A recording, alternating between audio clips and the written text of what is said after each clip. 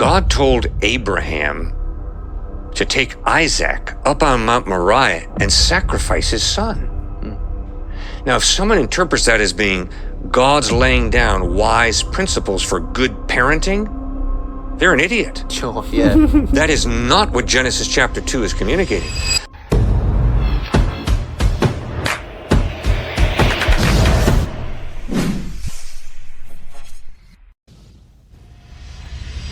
What it is, it's your boy Carlton with another video for anything, everything, where I talk about anything I want and everything that comes to my mind.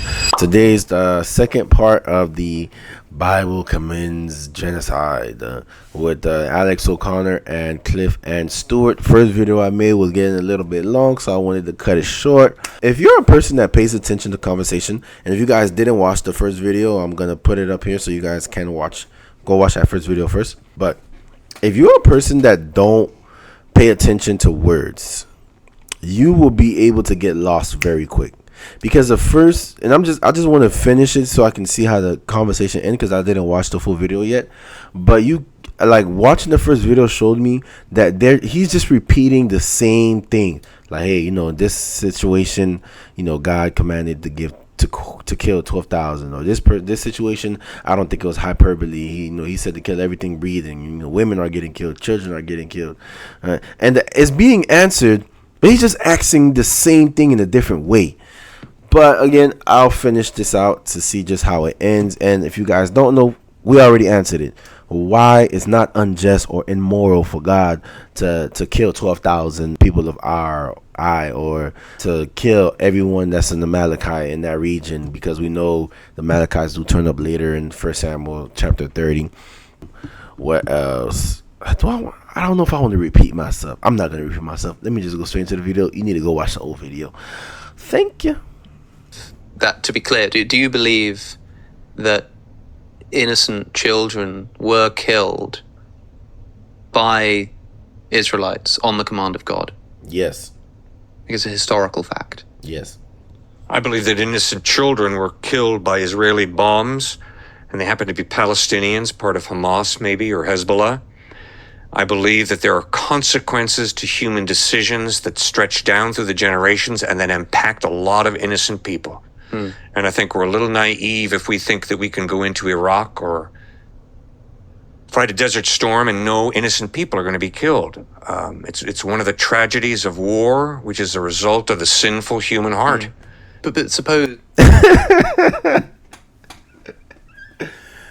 really like how he adds to that, because Cliff has his way of indirectly answering questions.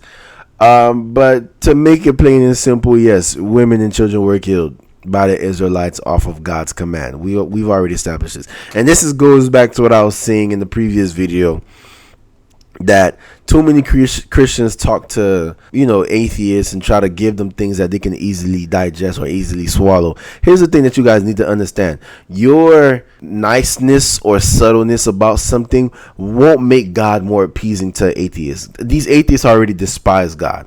So you trying to butter up the situation isn't going to make them say, maybe I should reconsider this whole God thing. They're just looking for things to affirm what they already believe.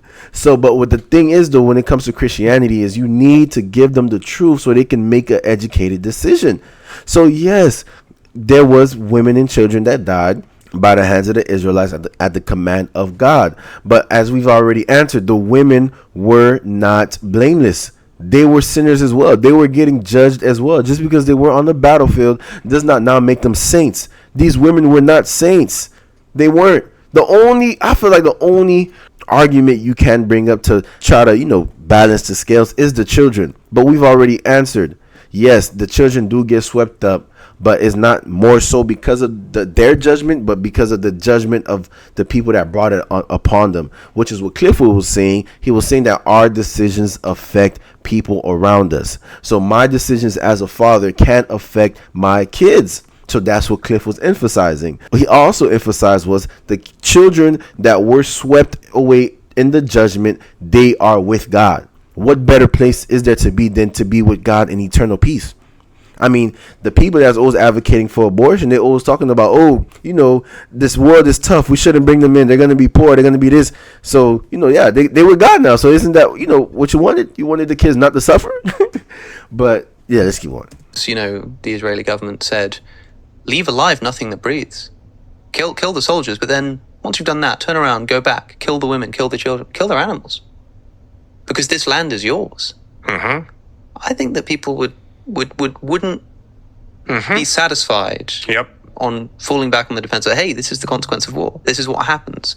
I think people would say, okay, but the fundamental rule of just war, which I'm told is sort of stems out of the Christian tradition, is, proportionate response. And yes, and I agree with you.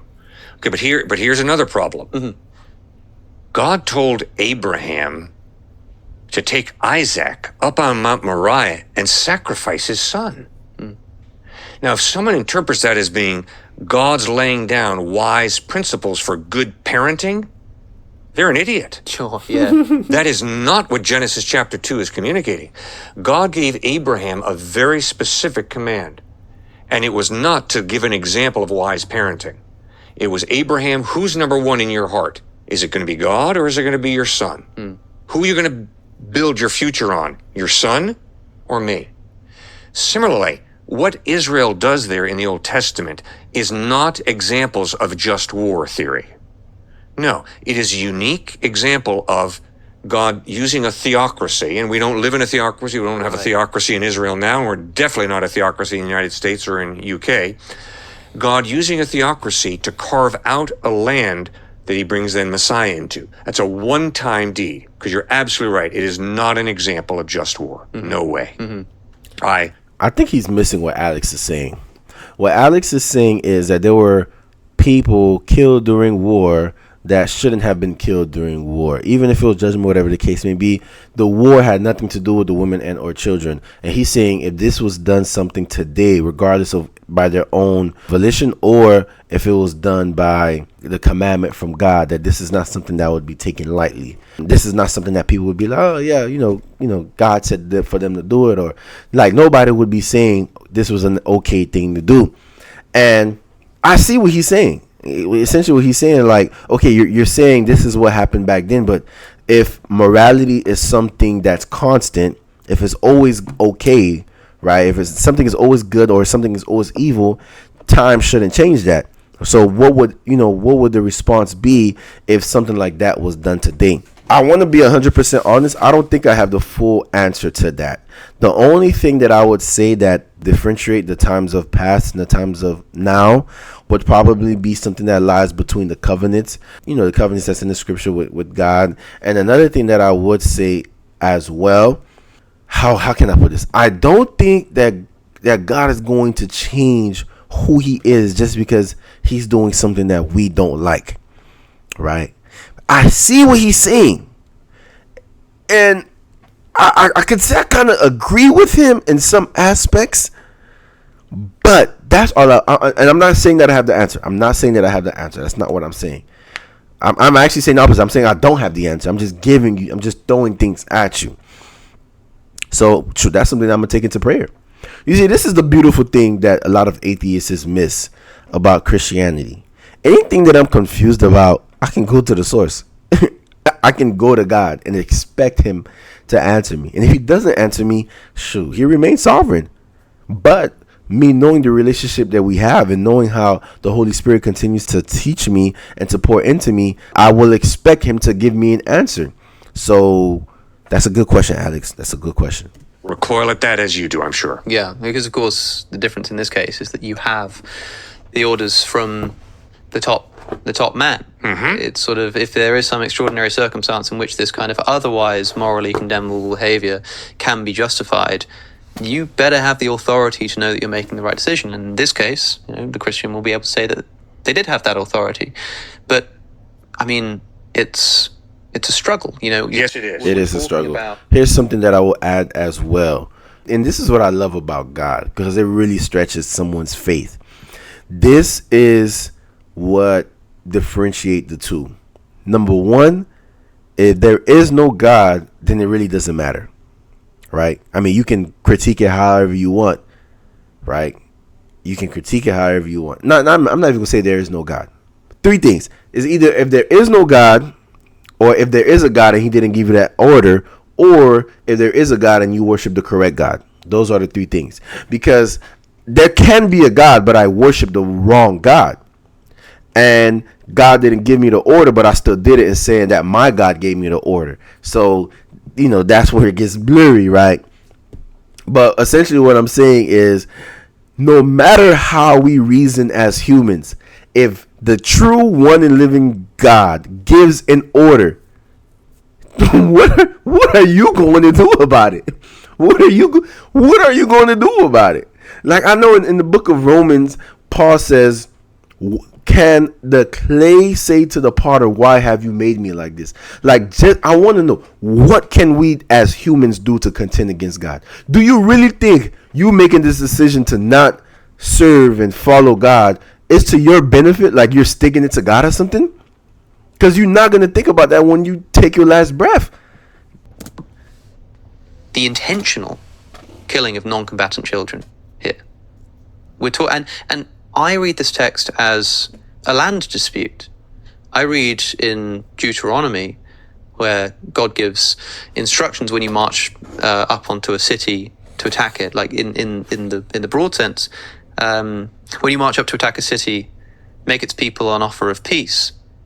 If they accept and open their gates, all the people in it shall be subject to forced labor and shall work for you. Some peace.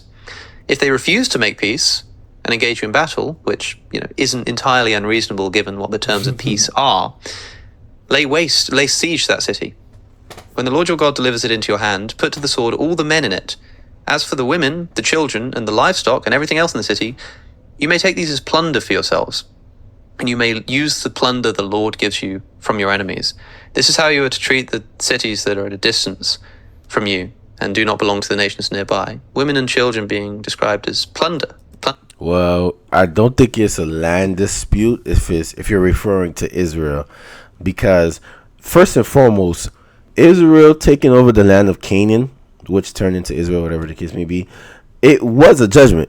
Then this is why I keep saying I don't think Alex is really studying up. I just think he's just taking verses and running with it, because the Bible says that the land of Israel was essentially defiled, and the Canaanites were getting vomited out by the land, which is obviously some type of literary style of writing. And God says, if the Israelites come into this land and do the same thing the Canaanites did, they will be vomited out as well. And guess what? They did. They did end up getting vomited out as well. There was people taking over the land. And then, as we see as recent history that happened with the Byzantine Empire, that happened with the Arabs, the land was taken. So God was right. If you defiled the land, which they did, you would be vomited out as well. So I don't think it was a land dispute. But what he did bring up in Deuteronomy, I'm going to read it right quick and come back and see what the context surrounding that is. Okay, I'm back. So I just read Deuteronomy chapter 20, and it goes back to what I was saying. It's like, and I don't know how Cliff is going to answer this, but I pray he answers it correctly. Bro, in Deuteronomy 20 is giving you the law concerning warfare. Number one, this isn't a law saying that they're just going to people and plundering and obliterating everything. No, this is warfare specifically against their enemies. That's number one. Number one, against their enemies, they were to offer peace. Already showing you a merciful God. What enemy do you have that the first thing that you're doing is offering peace? And just because they're serving under you does not now make it essentially bad, because there is laws concerning people that were serving you as well when it came to the Israelites, how they treated foreigners. Because one thing that God continuously told them, remember, for you were once enslaved and you were once strangers in Egypt. So God was telling them not to be a hypocrite. And, they were oppressed, and now they go out oppressing other people as well. That's number one. Number two, he was just complaining about women and children being slaughtered. And now, with the women and children being considered as plunder, now all of a sudden it's a problem. Here's what you need to understand. If all the men die and the men were to provide, who was going to provide for the women and children? if we go to war and all the men die and the only women and children are left, who is going to provide for the women and the children? One thing that I've noticed a lot that God does is he does a lot of things for our safety. He does a lot of things for our benefit. So you may think it's something that's wrong, especially being a woman in a time like that. In a time like that, it was strictly for their benefit to be taken up by the people that defeated them in war. Now, it continues actually in Deuteronomy 20 that says, when you go against the people whom the Lord your God has given you as an inheritance, don't leave nothing breathing, including the women and the children. But guess what? This go back to the Canaanites, to the land that God had promised the Israelites, because of the disgusting and vile acts that the Canaanites, the Jebusites, or whatever, Amorites, whatever their name was. I got it right here. Let me read it for you. It was the Canaanites, the Amorites, the Perizzites, and the Hivites, and the Jebusite, however you say it, I don't know. He said for them, you have to utterly destroy them. And why? Because we already answered this. This was their judgment. This was their judgment because of the child sacrifice, because of the temple prostitution, because of them sleeping with animals, because of them defiling the land. As God said, the land is vomiting them out. It's that simple. It's that simple. God gave them a law concerning warfare, and God gave them the commandment concerning the people that's being kicked out of the land. Everybody got to go. Plunder that can be used because God has given them to you as plunder. But of course, those are the people who you're attacking not because they're in the promised land. And it's just, well, look, we gave them a chance to leave. What are we supposed to do? This is God's chosen. No, these are other cities. Because it goes on, however, in the cities of the nations the Lord your God is giving you as an inheritance, do not leave alive anything that breathes. Completely destroy them. The Hittites, the Amorites, the Canaanites, and lists, the Jebusites, as the Lord your God has commanded you. Otherwise they will teach you to follow all detestable things that they do in worshipping their gods, and you will sin against the Lord your God. So clearly what you're saying about them being these detestable characters and God is issuing his judgment must be true here, because it's saying, like, otherwise, if you don't destroy them completely, they will teach you their ways, you will fall into sin. But this idea of, marching up to a city, and even if they accept you, they're going to become, your indentured servants. And if they don't, then you may take the women and children as plunder, and you may use the plunder the Lord gives you. So how much did it cost to fill your tank? Almost $100. How much is the car payment? $140. But of course, if you're marching into a city of one of the nations that you've been promised by God, then don't leave alive anything that breathes. Kill all of the children, kill all of the women. I mean, it's the difference there, in other words, about like the people in the inherited lands and the people outside of it, tells me that the explanation for why these people need to be completely and utterly destroyed is because this is our land. We want this land. No, it's not just because it's not because it's just our land. No, that's not what it is. As the Bible already says, they defiled the land and is getting vomited out. So it's essentially like, I gave you something, you misused it, and I gave it to somebody else. So regardless if I was going to give it to that other person, it was going to be taken away from you regardless. It was going to be taken away from you. So no, it's not that, I promise you this land, so I'm going to just find somebody and I'm going to wipe them out. No, this was judgment against them. It was like you know how the saying go, kill two birds with one stone.